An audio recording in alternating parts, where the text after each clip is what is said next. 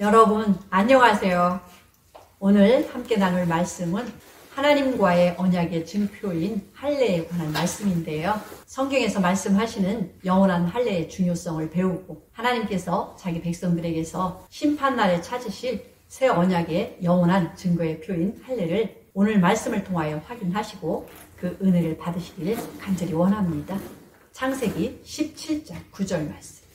하나님이 또 아브라함에게 이르시되 그런즉 너는 내 언약을 지키고 내 후손도 대대로 지키라. 너희 중 남자는 다 할례를 받으라.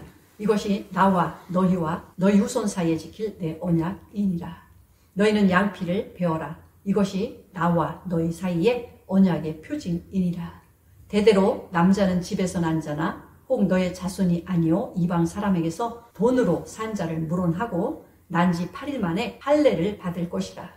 너희 집에서 난 자든지 너희 돈으로 산 자든지 할례를 받아야 하리니 이에 내 언약이 너희 살에 있어 영원한 언약이 되려니와 할례를 받지 아니한 남자 곧 그 양피를 베지 아니한 자는 백성 중에서 끊어지리니 그가 내 언약을 배반하였음이라.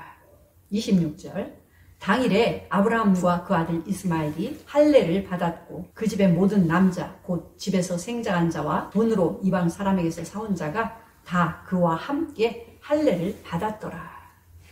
하나님께서 믿음의 조상이 될 아브라함과 언약을 세우셨고 그 언약 안에 있다고 증표로 삼으신 것이 할례라고 기록을 하고 있어요. 할례는 하나님의 언약 안에 들어와 있음을 사단 마귀 앞에서도 증거하는 증표이므로 반드시 가져야만 합니다. 만약 누구든지 하나님과 입으로 약속만 하고 명령대로 할례를 순종하지 않는다면 그는 언약을 배반했으므로 하나님의 백성 중에 끊어질 것이라고 분명하게 선언하고 계십니다.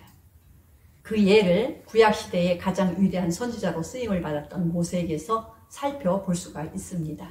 하나님께서 떨기나무 불꽃 중에 모세에게 나타나셔서 모세를 부르셨어요. 하나님께서 400년 동안이나 처절한 노예살이를 하고 있는 하나님의 백성을 애굽에서 불러내어 하나님께서 아브라함과 그의 후손들에게 약속하신 땅으로 인도하여 드리라고 보내셨습니다. 출애굽기 4장 22절. 너는 바로에게 이르기를 야훼의 말씀에 이스라엘은 내 아들 내 장자라. 내가 내게 이르기를 내 아들을 놓아서 나를 섬기게 하라 하여도 내가 놓기를 거절하니 내가 내 아들 내 장자를 죽이리라 하셨다 하라 하시니라. 야훼께서 길의 숙소에서 모세를 만나사 그를 죽이려 하시는지라. 십보라가 차도를 취하여 그 아들의 양피를 베어 모세의 발 앞에 던지며 가로되 당신은 참으로 내게 피남편이로다 하니 야훼께서 모세를 놓으시니라. 그때에 십보라가 피남편이라 함은 할례를 인함이었더라. 이 내용은 모세가 하나님의 말씀을 순종하여 하나님의 지팡이를 손에 잡고 가족과 함께 애굽으로 가는 길에서 일어난 놀라운 사건을 기록한 말씀입니다. 모세가 가는 중에 숙소에 들어갔을 때에 그곳에 나타나신 하나님께서 갑자기 모세를 죽이려고 하신 것입니다. 그 이유인즉 모세가 애굽에서 나와 미디안 족속의 제사장의 딸 십보라와 사는 동안 첫째 아들 게르솜을 낳았는데요. 그에게 할례를 해주지 않은 것이 문제였습니다. 모세가 그의 장자 게르솜에게 할례를 주지 않은 불순종을 인하여 하나님께서 게르솜의 아버지인 모세에게 책임을 물어 죽이려고 하신 것입니다. 이 상황이 너무나 급박하고 중요함을 깨달은 모세의 아내 십보라가 돌을 깨어 신속하게 게르솜에게 할례를 행함으로 하나님께서 모세를 놓아주셨습니다. 400년 동안의 노예살이에서부터 하나님의 백성을 해방시킬 자로 보내심을 받은 모세였을지라도 이곳까지 오기 전에 그들의 조상 아브라함에게 명하신 말씀을 돌아보았어야 했습니다. 그 누구든지 하나님과 맺은 할례의 언약을 순종하지 않으면 죽임을 당할 것이라고 하는 하나님의 의지를 보여주는 중요한 내용입니다. 출애굽기 12장 43절. 야훼께서 모세와 아론에게 이르시되 유월절 규례가 이러하니라. 이방 사람은 먹지 못할 것이나 각 사람이 돈으로 산 종은 할례를 받은 후에 먹을 것이며 너희와 함께 거하는 타국인이 야훼의 유월절을 지키고자 하거든 그 모든 남자는 할례를 받은 후에야 가까이 하여 지킬지니 곧 그는 본토인과 같이 될 것이나 할례 받지 못한 자는 먹지 못하리라. 에스겔 44장 9절. 나 야훼가 말하노라. 이스라엘 족속 중에 있는 이방인 중에 마음과 몸이 할례를 받지 아니한 이방인은 내 성소에 들어오지 못하리라. 이스라엘 백성들이 출애굽을 할 때 함께 따라왔던 이방인들에게도 할례를 받으면 언약의 백성으로 인정해 주셨습니다. 그러나 선민이든 이방인이든 믿음의 조상이든 대사명을 받은 자라 할지라도 마음의 할례를 받아서 진실한 믿음으로 할례를 해야 하나님께서 인정하신다고 말씀하신 것입니다. 그러므로 육적 할례의 중요성만큼 중요한 마음의 할례에 관해서도 한번 보도록 하겠습니다. 신명기 10장 16절. 그러므로 너희는 마음의 할례를 행하고 다시는 목을 곧게 하지 말라. 에레미야 4장 4절. 유다인과 예루살렘 거민들아, 너희는 스스로 할례를 행하여 너희 마음의 가죽을 베고 나 야훼께 속하라. 그렇지 아니하면 너희 행악을 인하여 나의 분노가 불같이 발라여 사르리니 그것을 끌 자가 없으리라. 에레미야 6장 10절. 내가 누구에게 말하며 누구에게 경책하여 듣게 할꼬. 보라, 그 귀가 할례를 받지 못하였으므로 듣지 못하는도다.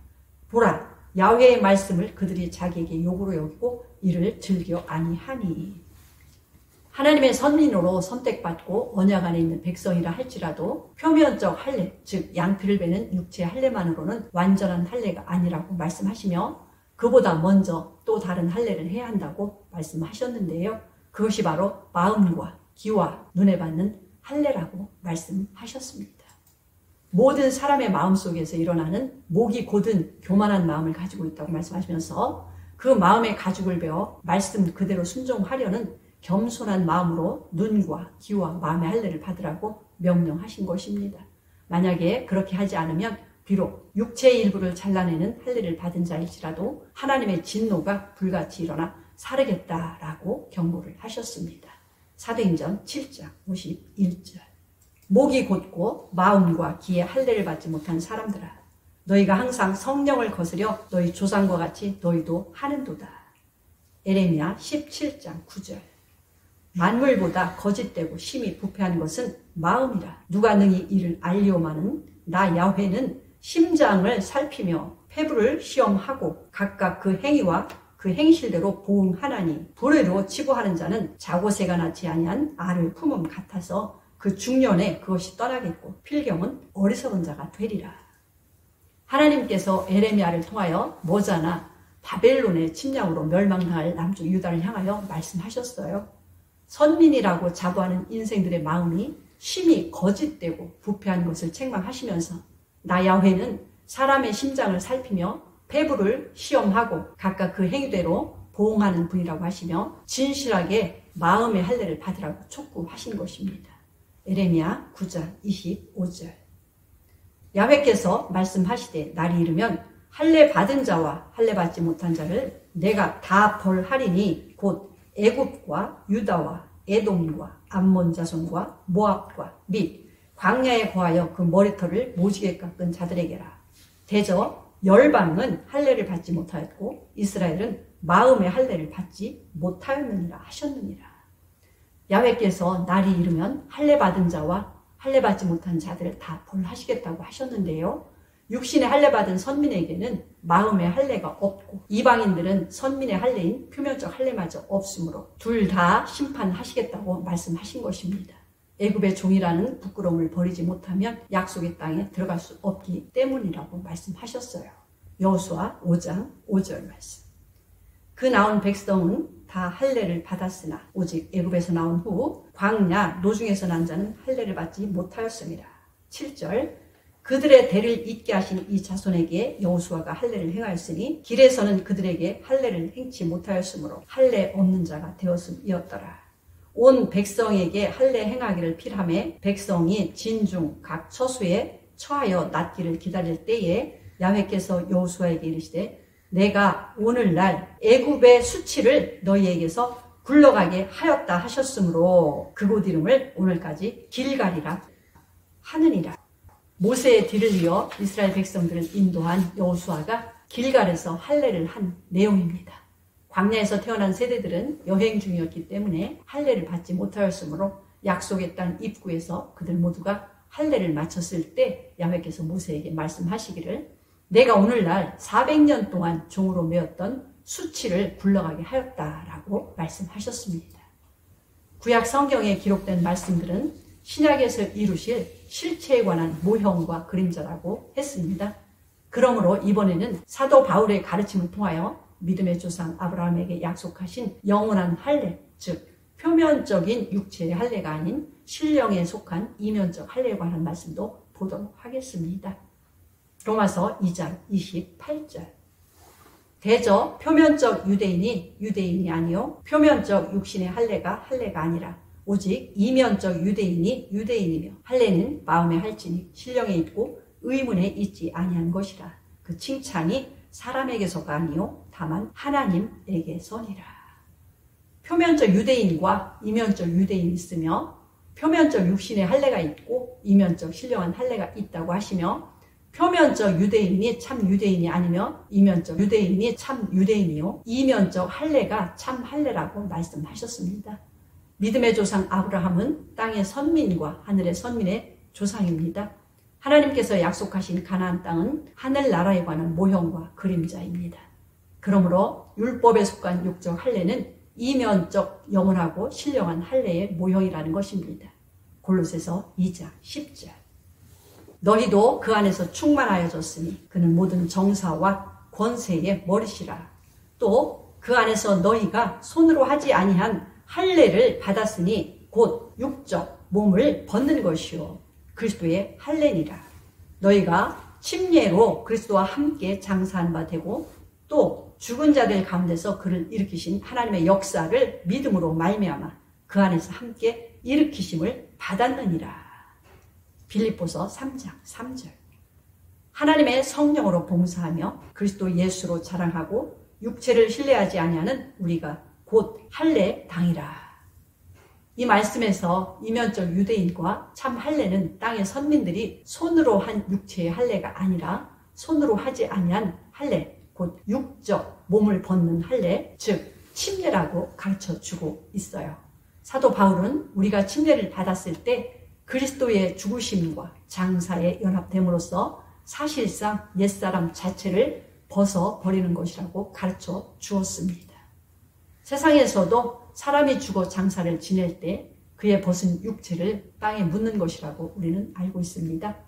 그러므로 새 언약에서 물로 침례를 받았을 때 그리스도의 할례를 받은 것이라고 하시며 육적 몸을 벗는 것은 하늘로부터 입게 될 영광스럽고 신령한 몸을 입을 수 있는 증거의 표라고 말씀하셨습니다. 정리해 보겠습니다. 구약의 선민들과 맺은 언약이 있는데요. 할례의 언약입니다. 이 할례는 몸과 마음에 하는 할례입니다. 이 언약은 자손 대대로 지킬 영원한 언약이라고 말씀하셨습니다. 이 옛 언약의 모형에서 새 언약의 실체인 할례의 언약은 바로 육적 몸을 벗는 예수 그리스도의 할례라고 말씀하셨습니다. 다시 말해서 예수 이름으로 침례를 받았을 때 하나님의 영원한 새 언약에 들어온 것이요 하늘의 참 유대인이 되는 것이라고 말씀하신 것입니다. 그리스도의 할례의 표를 가진 이들이 참 할례당이라고 사도 바울은 증거를 하고 있어요. 그러므로 이 말씀을 듣는 모든 분들이 예수 그리스도 안에서 이면적 참 유대인이요 하늘의 참된 선민이 되는 영원한 새 언약 안에 들어오시는 은혜가 충만하시기를 기도드립니다. 아멘.